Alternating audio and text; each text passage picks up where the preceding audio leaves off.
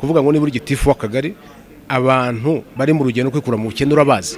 Ese iyo hari umushoramari uje mu kagari urwo rutonde rufite ku buryo ubahuza no mushoramari kugira ngo babone imirimo.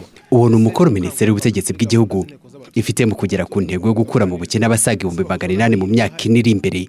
Buri mwaka ngo bafite inshingano yo gukurikirana abantu 200 bagomba kuva mu bukene uko byagenda kose. Iyi gahunda isanze Minisiteri y'Ubutegetsi bw'Igihugu imaze iminsi igaragaje ko hari imiryango 181 na 449 yakuwe mu cyiciro cy'abishyurirwaga ubwisungane mu kwivuza.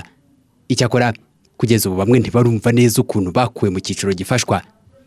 Barimo barabagabanya baranabakuramo, n'ufite 3 barakuramo 2 hagasigaramwo. Birabangamye kubera ko dore nk'ubu ngubu gende n'umupakazi ariko nta bufasha, nta mituweli, n'inzu igiye kuntembagaraho.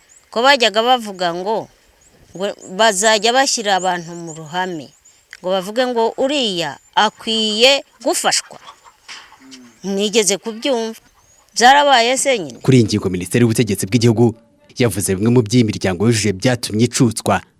Bwana Dusengiyumva Samuel n'umunyamabanga uhoraho muri iyi minisiteri. Umuturage avuye mu bukene umuturage ufite ibyibanze. Uvuga ngo ashobora kubonera amafunguro umuryango we ushobora kwivuza, abana bashobora kujya ku ishuri, ashobora gutangira urugendo rwo kwizigamira akajya no kuri serivisi z'imari, ariko n'ahantu atuye hakaba hari uburyo ibikorwa remezo by'ibanze bimufasha kugira ngo nababonye umusaruro abashe kugeza ku isoko. Ikindi kigaragara no kugira imitungo cyo twita assets.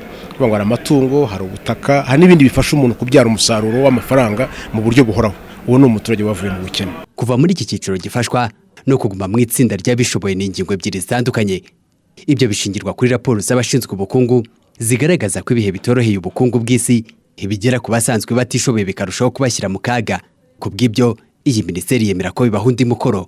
Iyo abantu badakomeje gushyiramo imbaraga mu gukangurira abantu kwizigama no kugira ngo bakoreshe neza amahirwe babona, hari igihe abantu bahita basubira mu bukene. Kuri iyi ngingo ikigo gishinzwe guteza imbere ibikorwa by'iterambere mu nzego z'ibanze RUDA kivuga ko ibyo bibazo byaterwaga n'uko hari amahirwe amwe aba baturage batajyaga babona.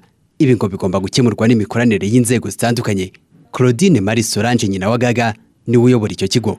Tujyanye n'ibyo bihe mwari mufuse, turashaka gushyira imbaraga no ku kintu cyitwa shock response. Ni ukuvuga ngo umuntu yahuye n'ikibazo cyo kubura icyari kimutunze, ibiza, urupfu se rw'uwari umugize, impanuka se yatumutera ubumuga, ni gute tumufasha guhangana n'icyo kibazo. Shock ishobora no guturuka kuri ibi bihe turi kunyuramo by'izamuka ry'ibiciro, kubera ko biriya biraturuka cyane kuri izi ntambara ziri hirya no hino zituma ubukungu bw'isi buhungabana, ariko noneho bwa bukungu iyo buhungabanye bikadutera shock. Twe n'iki twunganiraho umuturage kugira ngo ahangane n'iyo shock. Icyo rero ni ikintu gishya twazanye.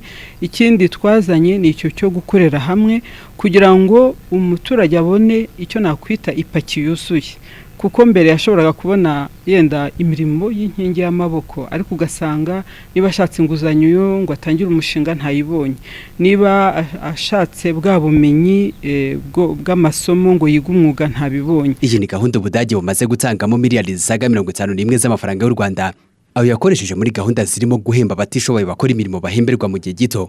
Icyakora bavuga ko nubwo hari icyo byahinduye, ngo haracyakenewe ingamba zirambye zikura 18% y'Abanyarwanda mu buzima bwo gutega amakiriro kubagira neza. David Nzabonema, TV 10.